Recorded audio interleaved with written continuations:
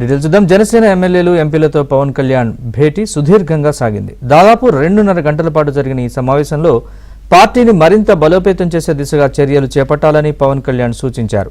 Nominated పోస్టులపై ఎమ్మెల్యేల అభిప్రాయాలు సేకరించిన పవన్ క్షేత్రస్థాయిలో కూటమి నేతలతో కలిసి పనిచేయాలని ఆదేశించారు. అభిప్రాయ భేదాల్ని ఎప్పటికప్పుడు పరిష్కరించుకోవాలని సూచించారు.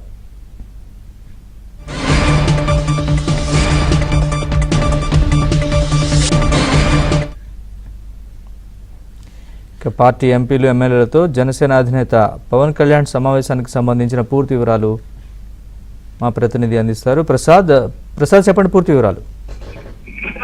నరేష్, ఈ రోజు జనసేన పార్టీ ఆఫీసులో పవన్ కళ్యాణ్ శాసన ఎమ్మెల్యేలతో ఇద్దరు ఎంపీలతో కూడా సమావేశం నిర్వహించారు.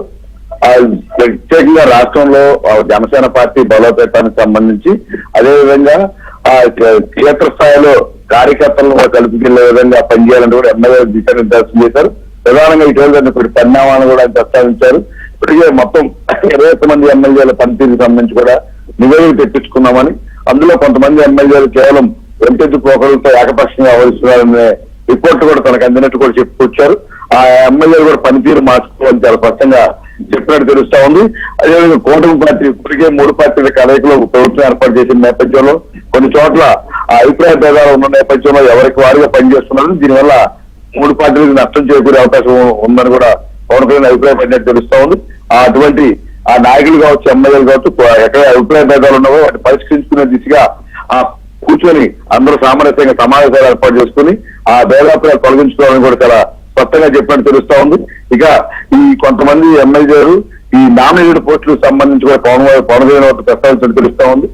ముఖ్యంగా తాము ఆశించినప్పటికీ కూడా ఆ స్థాయిలో పదవులు రావట్లేదని పవన్ కళ్యాణ్ చూడాగా అన్ని కూడా సర్దుకుంటాయి.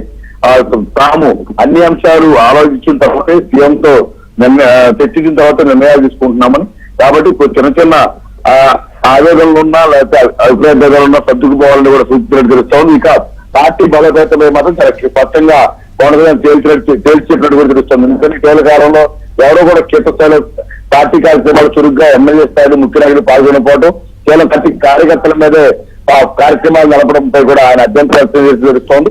ప్రత్యేక కీలకమైన కార్యక్రమాలు అదేవిధంగా గ్రామ స్థాయి, మండల స్థాయి, నియోజకవర్గ స్థాయిలో కూడా ప్రత్యేక కార్యక్రమాలు తరచూ ఏర్పాటు చేసి అందులో ప్రజలను భాగస్వామ్యం చేయడంతో పాటు ముఖ్యమైన నాయకులు అదేవిధంగా ఎమ్మెల్యేలు కూడా తరచూ పాల్గొంటేనే పార్టీ ప్రజల్లో మరింత వెళ్తే అవకాశం ఉందని కూడా స్పష్టం చేస్తా ఉన్నారు.